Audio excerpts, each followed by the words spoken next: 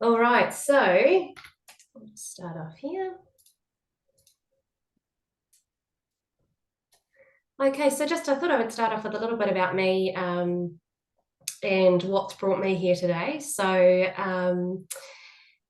I my story is really started off when I was probably about 19. I was fresh from school and very excited to embark on a world of travel and tourism and all that fun stuff, and got suddenly turned on its head with a diagnosis of inflammatory bowel disease. So that was quite a shock to myself and everyone around me. And so that, yeah, it introduced me to a world I hadn't really looked too much into, of health and disability. So um, while I was navigating drug trials and medications and surgeries and things, I was a rehabilitation support worker. Really found it, my compassion towards people had grown so much because I'd experienced a lot through the hospital system. And once you've been there, you kind of understand where that's at. Um, I had a total colectomy at the age of 24. So that was a year with a stoma and navigating the world around that, looking for adaptive clothing and belts and different appliances and things that would help me to live as independently as possible. And obviously, the stigma around having a bag is a huge thing as well. So I wanted to hide all of that.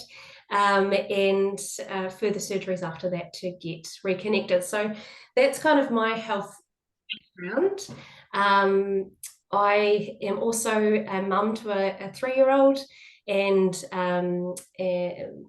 dealing with all the things that come with having a toddler.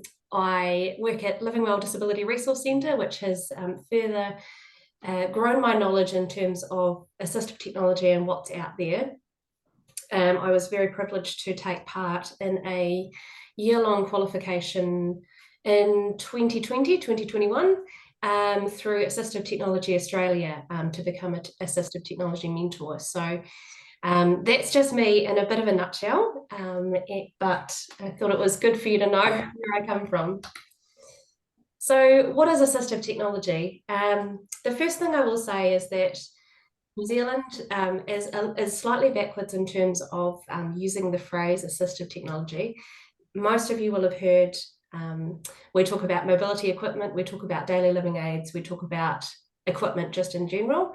We're really trying to get the term assistive technology more in use because that's what the rest of the world talks about when they talk about equipment that can help us in our daily life. So assistive technology is the term used for any item, piece of equipment, software program, or product system that is used to increase, maintain, or improve the functional capabilities of persons with disabilities and the elderly. Assistive technology encompasses a wide range of devices and tools designed to assist individuals with disabilities in various aspects of their lives.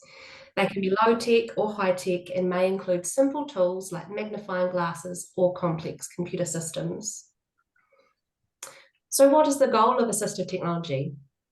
It is to enhance the independence, safety, and quality of life for individuals with disabilities. These technologies are continuously evolving, incorporating enhancements in electronics, robotics, and artificial intelligence to better meet the diverse needs of users. Additionally, assistive technology plays a crucial role in promoting inclusivity and equal opportunities for people with disabilities in various aspects of society. So who uses assistive technology?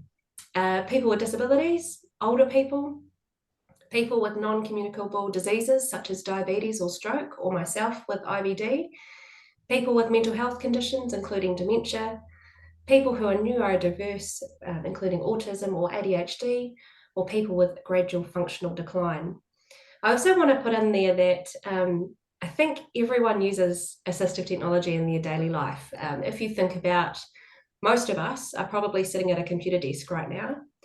We're probably sitting on a computer chair that goes up and down or goes backward and forward. All of those things are made so that we can have correct posture, we can be comfortable, we can view our computer screen for long periods of time. So just thinking about the world around you, it's not just the people that are listed here that are using assistive technology. So some key facts that encompass assistive technology. It's the umbrella term covering the systems and services related to the delivery of assistive products and services. Assistive products maintain or improve an individual's functioning and independence, thereby promoting their well-being. Hearing aids, wheelchairs, communication aids, spectacles, pill organisers, and memory aids are all examples of assistive products. Globally, more than 2.5 billion people need one or more assistive products, and with an aging global population and a rise of non-communicable diseases, more than 3.5 billion people will need at least one assistive product by 2050, with many older people needing 2 or more. So you can see that it's going to be an industry that's just going to grow and grow. So what are the positives in assistive technology? So I will just list a few things here. Education and employment opportunities. So with proper use of assistive technologies such as hearing aids, they can enhance communication skills in individuals with hearing impairments, opening up educational and employment opportunities. This in turn contributes to a more inclusive and diverse workplace. Accessible technologies like manual wheelchairs facilitate mobility, allowing individuals with mobility impairments to attend schools or workplaces. This increased access contributes to a more equitable society by breaking down barriers to education and employment. So healthcare cost reduction, the use of, this is just an example, the use of a manual wheelchair not only promotes education and employment, but also reduces healthcare costs by preventing complications like pressure sores and contractures. Assistive devices contribute to overall health maintenance, reducing the need for more intensive and costly medical interventions. Aging in place. Now, I put this in here because down here in Dunedin, Te Whatu Ora Southern have a resource that they call Home is My First Choice. And so we're really passionate about that in terms of people choosing where they want to grow old, whether it's in a rest home or whether it's their own home. So assistive technologies play a crucial role in supporting older individuals to age in place, enabling them to live independently in their homes for a longer duration. This not only enhances their quality of life, but also helps in delaying or preventing the need for long-term care facilities, which can be economically advantageous for both individuals and society. Prevention of complications. Specific assistive technologies such as therapeutic footwear for diabetes can prevent complications like foot ulcers. By addressing these issues early on, the need for more extensive and costly treatments, including lower limb amputations, is reduced. This not only benefits the individual, but also lessens the burden on healthcare systems. For social inclusion and participation, assistive technology promotes social inclusion by providing individuals with disabilities the tools they need to actively participate in community life. This inclusion in turn contributes to a more diverse and enriched social fabric. Reducing dependency on caregivers, so less support workers going in and out of homes. People with disabilities are able to perform daily tasks independently, and it enhances their sense of autonomy and dignity, which eases the burden on family members and formal care services. Economic productivity. By enabling individuals with disabilities to participate in education and employment, assistive technology contributes to economic productivity. Thus, increased participation benefits not only individuals, but also the economy at large. So examples of assistive technology, this is a very, very small list compared to everything that is out there. You may recognize some, you may not, and that's totally fine. The first ones up the top there are probably going to be mobility aids and daily living aids that you will recognize. So the likes of your wheelchairs and scooters, walkers and canes, transfer boards and lifts. Daily living aids include adaptive kitchen utensils, grab bars and handrails, specialised clothing and dressing aids. Vision aids can be screen readers, braille displays, magnification software and devices. Hearing aids obviously include hearing aids, cochlear implants and assistive listening devices. Cognitive aids can include memory aids and organisers, cognitive software and apps, electronic planners and reminders. Communication aids, augmentative and alternative communication. I always stumble on that for some reason. Text-to-speech software and communication boards and apps. Environmental control devices. Now, this is actually probably something that a lot of you might already have in your home. So the likes of your Alexa speaker or your Google Home Hub. Smart home technology for remote control appliances. And environmental control units for home automation. Computer accessibility, adaptive keyboards and mice, voice recognition software and switch access devices.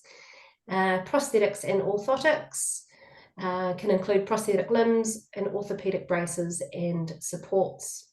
And lastly, recreational and leisure aids, adaptive sports equipment, gaming controllers and audio described movies and shows. So who is eligible for support? Whaikaha Ministry of Disabled People may be able to offer support with equipment and aids, but to be eligible for support, you must have a physical, intellectual, sensory, which includes vision or hearing, and or age-related disability. You must also have a long-term disability, so a disability that is likely to continue for at least 6 months. You must need specific equipment or modifications to your home or vehicle to help you manage and or access your everyday activities. Have a disability that is not already covered by ACC. Be a New Zealand resident usually living in New Zealand, or be living in New Zealand at the time you request and receive the equipment or modifications. So who can help you access assistive technology? So I do have a list of a few people that you can touch base with in your community. First and foremost, are healthcare professionals like your doctor or specialist that you would either find in your GP practice or in the hospital, or a surgeon who can verify that you've had certain things done that you need to get referred on to. Occupational therapists are going to be the main people that you meet on this journey to get assistive technology. So OTs specialise in helping individuals develop or regain the skills needed for daily living. They can assess your abilities and recommend assistive technology to enhance your independence. And I thought I would just go a little bit further on the role of an OT. So the core aim of occupational therapy is to support people in whānau to have a life they value through enabling occupation and inclusion in society. Occupational therapists assess, diagnose and work together with people in whānau to engage in meaningful activities they need, want and are expected to do in their everyday life. They work with people at all stages of life who have health conditions, disabilities, injuries or risks to health and or are encountering social or environmental barriers to carrying out meaningful occupation. So that is actually the general scope of practice from the Occupational Therapy Board of New Zealand. So in my mind, that's what all OTs in New Zealand should be following. So just a bit more to go on there. Physiotherapists, so they can recommend mobility aids and other assistive devices based on your physical abilities and challenges. Physios are actually one of the main people that send clients into our store in Dunedin to talk about the likes of mobility aids like walking sticks or walking frames or that sort of thing. They generally specialise in that side of assistive technology. Speech language therapists may be involved if you have a communication challenge. They can recommend communication aids and assistive technology to support speech or alternative communication methods. Disability service organisations, and I like to think this includes disability information centres, so all of the centres under the Federation of Disability Information Centres, So they are a centre that focuses on supporting individuals with disabilities who may provide resources and assistance in accessing assistive technology. Educational institutions. So if you're a student, your school, college or university may have resources or specialists such as a special education teacher or learning support teams who can help you access the right assistive technology to help you along your educational journey. So again, that's going to be very individual. And lastly, assistive technology mentors. AT mentors have lived experience of using assistive technology, and they can assist and support people with disabilities and or their carers to make an informed choice about their assistive technology and home modification needs. Excuse me, I can feel my voice going. So general and low-cost assistive technology. Equipment available to loan or buy, depending on your situation, you may be able to get general equipment on loan free of charge for as long as you need it. Equipment that can be loaned include wheelchairs, visual or vibrating alert systems, and adjustable beds. I'll just go a little bit further into stuff the things that Whaikaha won't loan. So that's equipment that is only needed for a short time, so less than 6 months. Equipment for medical needs, incontinence or therapy, generally equipment that you have already brought yourself or equipment that has not been recommended for you by an EMS assessor, which takes us to the low-cost equipment. So this is an item that costs less than $50 and can support you to do an everyday task safely and independently. Generally, people over the age of 16 are expected to self-fund low-cost equipment. And this could include anything from the likes of special cutlery, electric can openers, razors for a chair or a bed, a long-handled hairbrush or comb, a handy reacher, dressing aids, short grab rails or walking sticks. So there are many places that you can buy low-cost equipment, either online or in stores. But when you are purchasing low-cost equipment, it's important to consider individual needs, so what you're going to be needing it for or using it for, how long you expect it to last, and whether it's actually going to suit your needs. So AT for hearing, vision, or communication.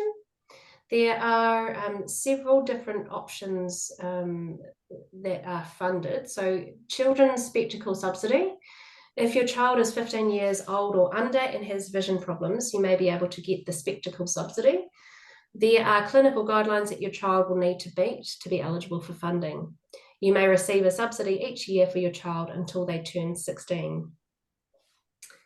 Cochlear implants. A cochlear implant provides a sense of sound for people who are severely hard of hearing or profoundly deaf. Around 166 cochlear implants are provided each year by the ministry's cochlear implant program. Communication assistive technology through TalkLink, also known as CAT, includes equipment ranging from simple picture boards to complex communication software and devices. It can be used to replace or augment a person's speech. Funding is available for assessment, trial, equipment, and support to enable a person to communicate and participate in daily life, including tertiary study and work. For more, you can go to the TalkLink website and see what's available there. Deaf or hearing loss equipment. Hearing aids can help people who are hard of hearing to live well and communicate with others. If you have hearing loss, you may be able to get funding towards your hearing aids. For school-aged children, the Ministry of Education may be able to fund a remote microphone hearing system, which is something that a teacher will wear a microphone around their neck. It just means you have to give it to each teacher, and the student will be able to hear it directly in their headphones. So health and medical, home and vehicle modifications. Medical alarm support can be obtained through work and income. So you can get a disability allowance for medical alarms. There are several MSD accredited medical alarm suppliers that have agreed service standards and charges. This allowance also covers Medical Alert bracelet membership fees, but you have to pay for the initial enrolment and a bracelet or a pendant. For vehicle modifications, if you have difficulty getting in or out of a vehicle or driving and meet specific criteria, you may be eligible for funding for modifications to a vehicle. In some situations, funding towards a one-off purchase of a vehicle to be modified may be also considered. Modifying your home. So people with disabilities may be able to get funding to make changes to their home. These changes can support you with daily tasks or make it easier to access and move around your home. Modifications might include rails, lifts, ramps, or level access shower. Just to put in there is often a wait for that. So just to keep that in mind. So getting equipment that suits your needs. An equipment and modification service, otherwise known as EMS, qualified assessor, can work with you on what equipment and aids best suit your needs. They will also help to work on the most cost-effective option and if you can get funding for it. These assessors can be occupational therapists, physiotherapists, speech-language therapists, or other hearing and vision professionals. Some others have additional qualifications in the likes of communication, seating, and or vehicle knowledge. So your doctor can refer you to get an EMS assessor on your case, and also you can get a referral from the following services which are listed here. So Needs Assessment Services, Enable New Zealand, Access Able, Physiotherapy New Zealand, New Zealand Speech Language Association, New Zealand Optometrists Association, New Zealand Audiological Society, Your Way Ki Roha, I assume that's the hearing therapy side of things, Deaf Aotearoa, TalkLink, and Blind Low Vision New Zealand. So access to equipment for over 65s is slightly different just because it's a different funding pool. You can request a referral from your GP to an over 65 NASC, which is a Needs Assessment Service Coordination. Referral can also be made by a hospital specialist, or you can self-refer. An occupational therapist will assess you in your home, noting safety and ease of completing everyday tasks. Recommendations will be made with equipment as deemed appropriate, and equipment provided on short or long-term loan from Enable or Access Able, just depending on where you are in the country. So in terms of the equipment and modification requests, what happens behind the scenes? First of all, you're going to be seeing your GP or health professional to get a referral for an assessment by a therapist. You then go for an assessment, so a therapist will assess your disability-related need. They will offer a recommendation on what they think will suit and make your life a little easier. And then the therapist will apply for funding. After that, hopefully, if funding is approved, a solution will be reached and equipment is provided as soon as possible. Some complex AT will take slightly longer to put in place if it needs to be ordered in and specifically suited to your needs. You then have the option to trial it. So you have the opportunity to trial and just check if everything suits. And if not, then it's going back to that equipment and modification request again. So working together with your OT to get the best result. If for some reason you are not eligible for funding, there are a number of alternative funding options. So we're quite lucky here to be able to have those on offer. So Cerebral Palsy Society grants are open to members with cerebral palsy to help them fund activities or to give assistance for a special cause. The purpose of this grant is to assist people with cerebral palsy to obtain items of service or services that mitigate the effects of living with CP. Grants should assist a person's independence and or quality of life, or in the case of a child, also that of the parents or the family. They also work with the Lions Club of New Zealand and can assist in funding for mobility equipment through the Lions Child Mobility Fund. The Halberg Trust offer activity fund grants that enable a physically disabled young person to participate in sport and recreational activities by reducing financial barriers. I'll also go back just to mention CP Society have also got the Get This and That vouchers, which I know for a fact, Living Well, where I work, we accept those in exchange for assistive technology. So that's another thing to look at. The Muscular Dystrophy Association provides discretionary grants, excuse me, for individuals with a neuromuscular condition to access opportunities and specialised resources that enable them to achieve freedom. The Wilson Home Trust offer a range of grants that support a need, activity or piece of equipment that will enhance the life of a child or young person with a physical disability. Variety provide grants to sick, disabled or disadvantaged children to help them to reach their full potential. They fund everything from trucks to mobility equipment to technology. And finally, the CCS Jubilee Trust provides financial support for people with physical disabilities living in Northland, Auckland and the Eastern Bay of Plenty, helping with some of the extra costs disabled people often experience. So those are definitely some options to look into. Also, you've got lottery individuals with disabilities. I actually just had a successful one with a mobility scooter, and so they've gone away very, very happy and able to participate in their community really well now. So lottery individuals with disabilities will fund equipment to support individuals to contribute, participate in and connect with their communities. This can include assistance dogs, communication equipment, vehicles, vehicle modifications, scooters and other mobility equipment. It also provides grants to people with disabilities that affect their communication to buy equipment to help them communicate.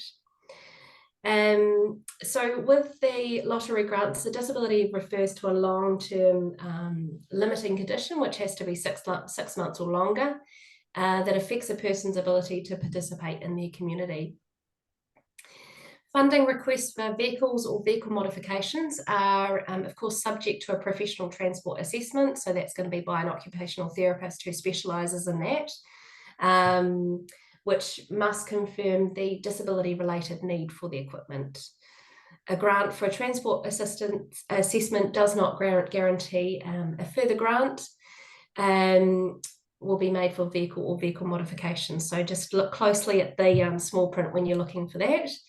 Application can be made online or in paper form, and I do generally advise people that if you get turned down the first time, certainly don't let that deter you from applying again. So where can I find assistive technology in the community? As you'll see, there is a pretty good list of resource centres there. I'm not going to go through them all, but just find your local centre and perhaps see how far away it is.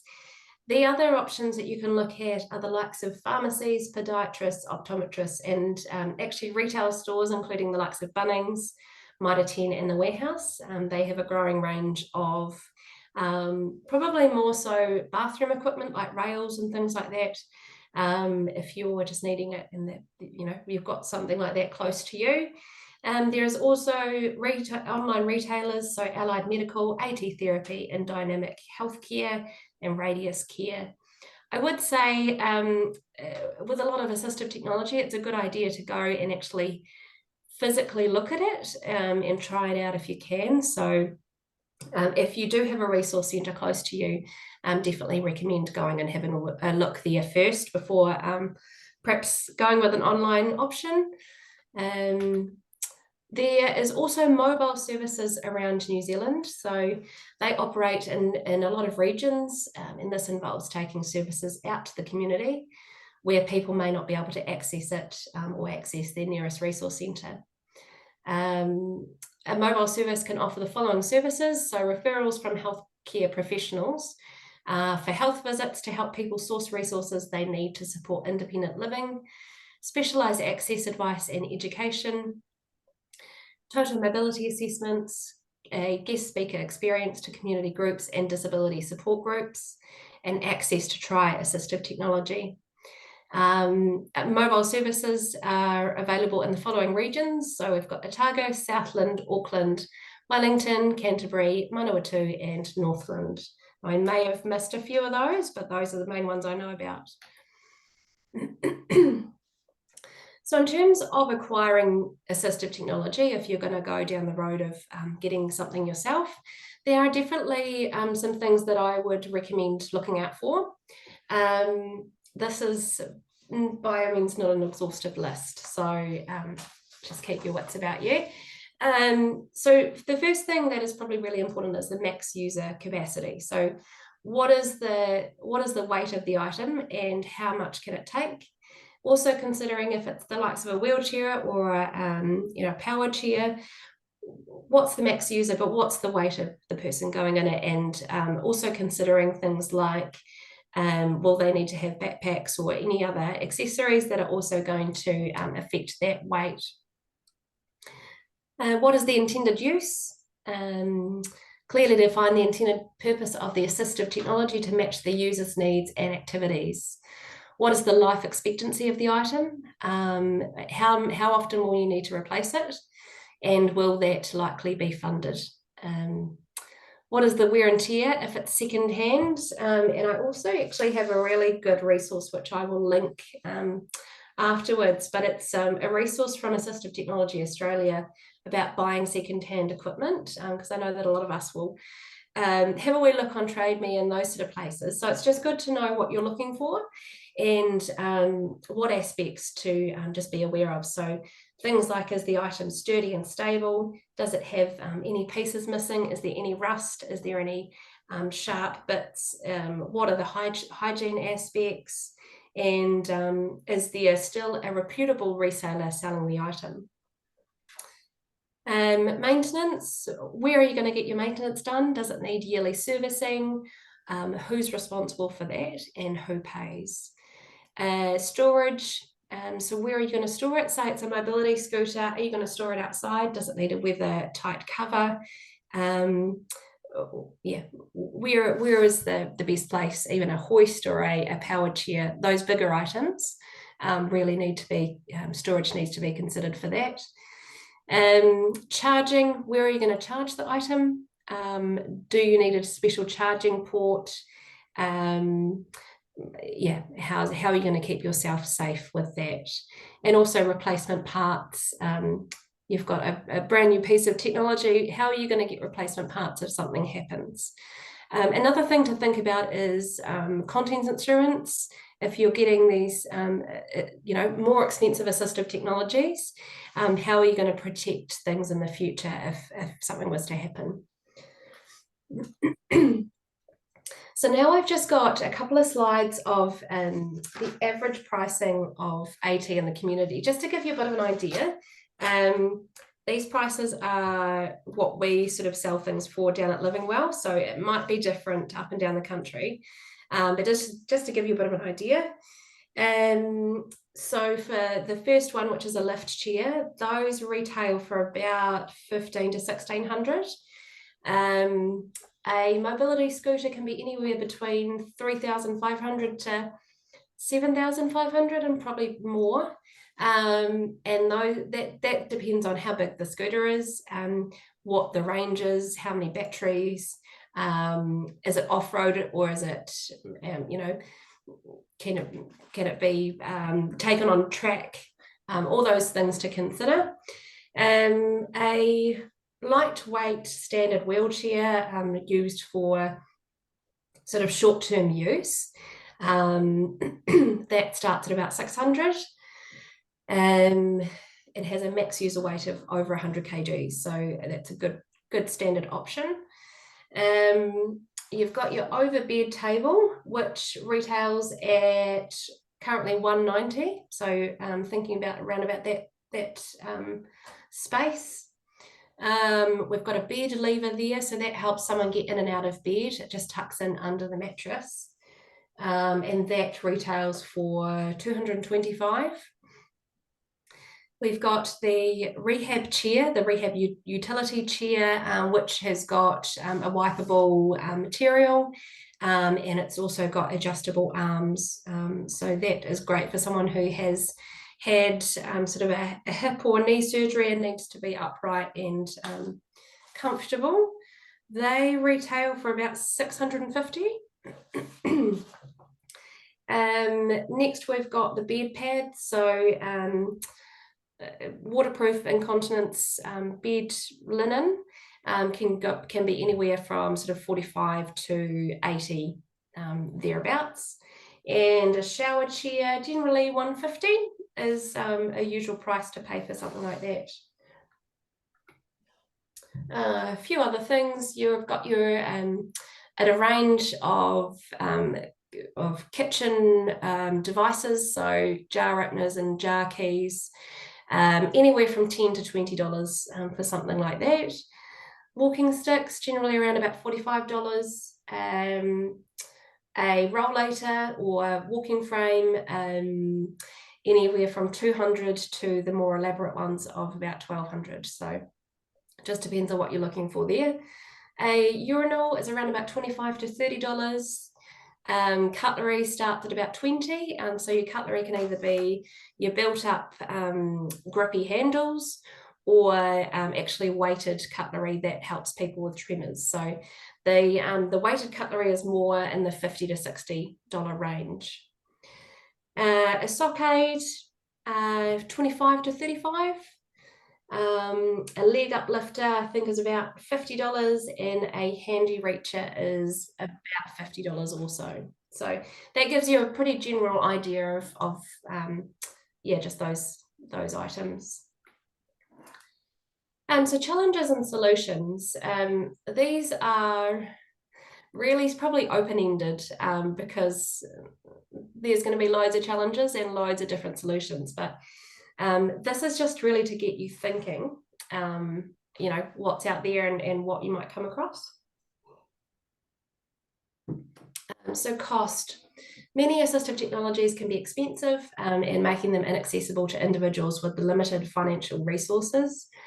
So a solution might be advocacy for funding options, subsidies, or insurance coverage. Development of cost-effective alternatives and open source solutions. Customization and personalization. Finding assistive technologies that are tailored to individual needs can be challenging. So a solution for that might be increasing the availability of customizable and adaptable technologies.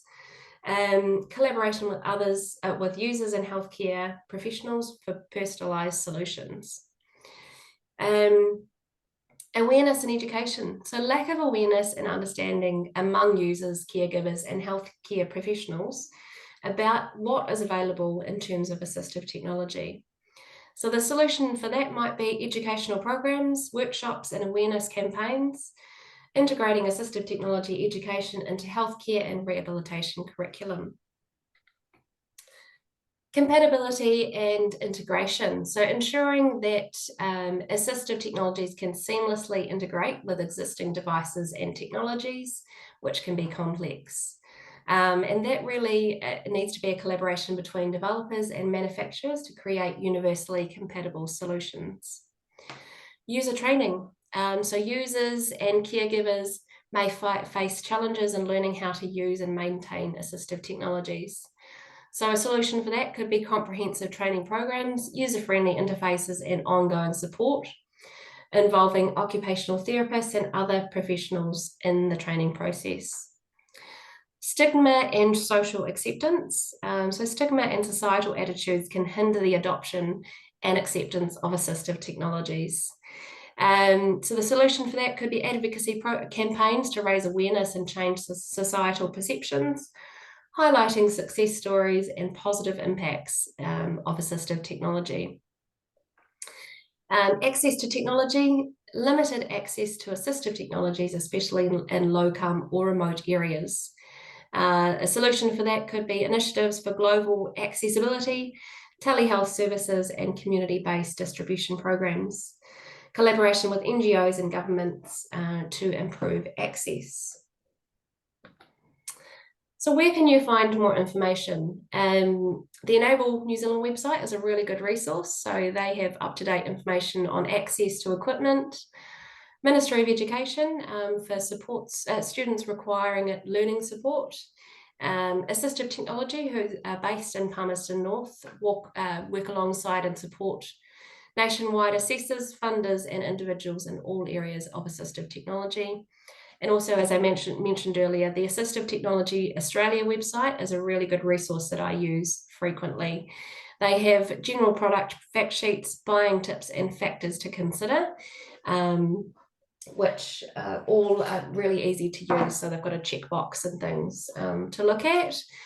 Also, just having a look at publications, the likes of the Spinal Network News from the New Zealand Spinal Trust, the Review magazine from Cerebral Palsy New Zealand, and even further afield, United Spinal Association magazines. All of these are at the forefront of assistive technology and really letting people know what's out and about. Because I think the more that we talk about it, the more likely we are to have better access here in New Zealand. There's also expos that are nationwide. So Show Your Ability Disability Equipment Trade Show. They have just released their dates for next year. So if you can see a centre near you in Auckland, Hamilton, Palmerston North, Christchurch or Dunedin, just take note of the date and pop along if you can. They are really, really beneficial in terms of seeing assistive technology firsthand and also talking to suppliers about probably more the high-tech stuff that you don't get to see in an everyday situation. So keep an eye out for that. And Assistive Technology Suppliers New Zealand have an annual expo. They have literally just had it, so it was the start of November, but they have announced their dates for next year, which are the 6th and 7th of November. So that is in Auckland, but yeah, head along if you are close by. And just got a few resource references there if you're needing to find more information, but of course you will get this presentation at the end. So that brings me to a close. I will let Carol take over now, I believe. If you've got any questions, I'm more than happy to help and answer. And if I can't answer, then I will go away and do my best to get back to you.